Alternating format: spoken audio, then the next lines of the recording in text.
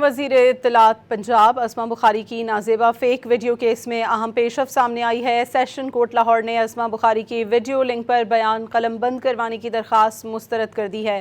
عدالت نے اسما بخاری کو آئندہ سماعت پر بیان ریکارڈ کروانے کے لیے طلب کر لیا ہے۔ اس بارے میں مزید جانتے ہیں، ڈان نیوز کے رپورٹر رانا بلال سے بات کرنے کی کوشش کریں گے۔ وزیر اطلاعات پنجاب اسما بخاری کی نازیبہ فیک ویڈیو کیس میں پیش رفت ہوئی ہے۔ اسما بخاری کی ویڈیو لنک پر بیان قلم بند کروانے کی درخواست مسترد کر دی گئی ہے۔ رانا بلال سے رابطہ بحال ہوا ہے۔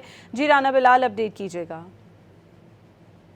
کورٹ نے عظما بخاری کی ویڈیو لنک پر بیان قلم بند کروانے کی درخواست مسترد کرتے ہوئے آئندہ سماعت پر عظما بخاری کو بیان ریکارڈ کروانے کے لیے عدالت میں پیش ہونے کا حکم دے دیا ہے۔ ایڈیشنل سیشن جج نصرت علی صدیقی نے یہ عظما بخاری کی درخواست پر یہ فیصلہ سنایا۔ سیشن کورٹ نے جو جوڈیشل میجسٹریٹ کا فیصلہ تھا اسے بحال رکھا۔ فلک جاوید کی جانب سے میاں علی اشفاق اور رانا معروف ایڈوکیٹ نے دلائل دیے۔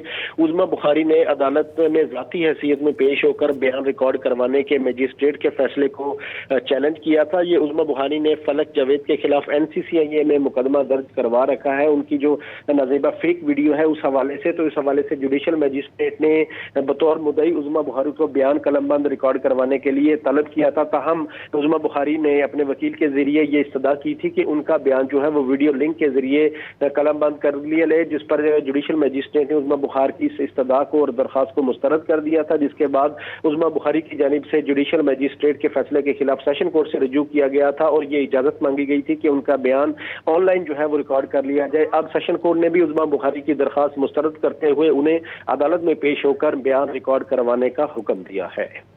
بہت شکریہ رانا بلال آپ کا۔